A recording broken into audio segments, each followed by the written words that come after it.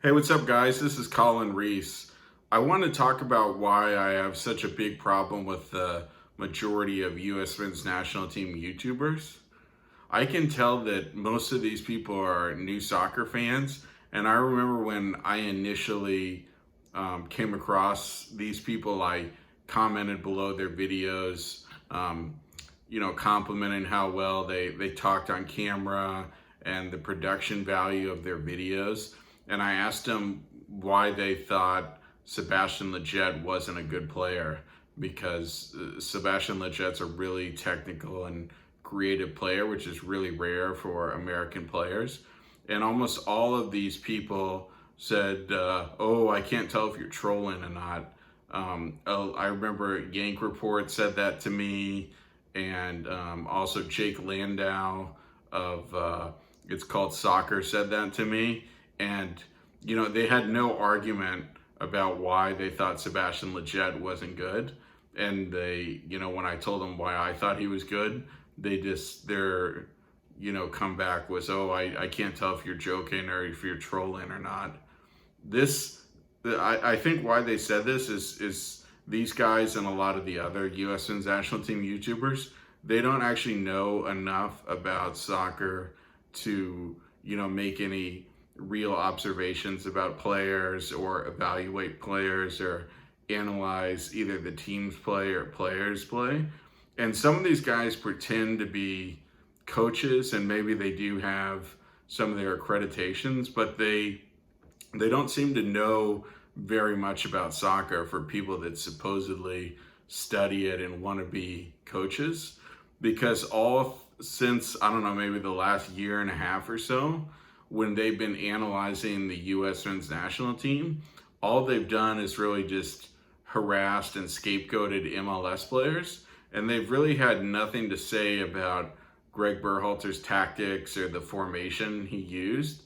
And the main problem right now for the US men's national team is definitely the fact that there's no link between the midfield and the attack. So there's no chances created through the middle or from the run of play. And what these other YouTubers complained about when the US wasn't scoring or wasn't playing that well is they would focus on someone like Sebastian Lletget in the lineup, and they really harassed him because they thought that Yunus Musah was a much better player. And Yunus Musah is a great player who plays a different position than Sebastian Lletget. And starting Yunus Musah doesn't prevent you from starting Sebastian Lletget, because Sebastian Lletget's a number 10, and he can also play as a winger, as a second striker. And the setup the U.S. men's national team was using, we would have a defensive midfielder with two kind of central midfielders or number 8s in front of the defensive midfielder. And they essentially played as right and left midfielders. And they came up against CONCACAF teams that bunkered with 8 players. And there's really no way to get the ball through. And instead of criticizing the coach's lack of a playmaker and not switching up the tactics, they just blame Sebastian Lletget for not breaking down this block of 8 players. And that's kind of really all the analysis they had. And now the focus of their analysis is really just scapegoating Aaron Long, even though Aaron Long has played really well recently. And he played well against Morocco and also played really well against Uruguay, which is easily one of the best teams in the world. And even though they didn't start all of their top players, it was still a really good lineup with an excellent striker starting up top. And so Aaron Long proved his ability, and all of these accounts are still just harassing Aaron Long and honing in on Aaron Long because he's supposedly preventing John Brooks from playing. And their philosophy or their thinking is that John Brooks is a better passer, so the team will play better with John Brooks. But they haven't really explained how the team would play better if John Brooks is someone that's a lot easier to beat for pace or to wrong foot or to blow past.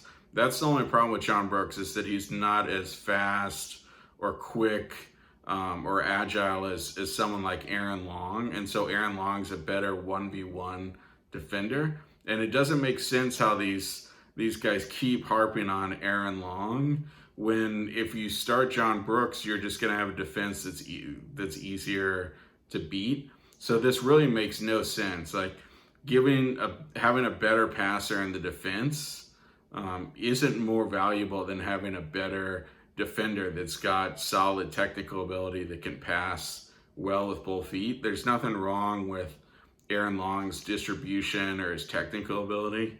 He might lack some of the long passing ability of John Brooks, but he's also demonstrated that he can play long passes well. So all of this criticism is kind of nonsensical.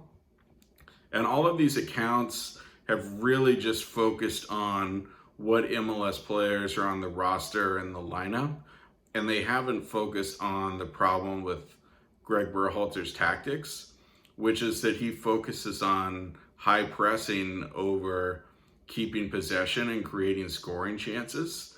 And as long as that's the case, we're not going to be able to play good teams straight up. So other top national teams are going to be able to just keep creating more and more scoring chances until they've beaten the US. And even if the US gets like a 1 or 2 goal lead, these other teams like France or Brazil are going to be able to generate enough chances that they're just going to keep attacking us until they're ahead and have won.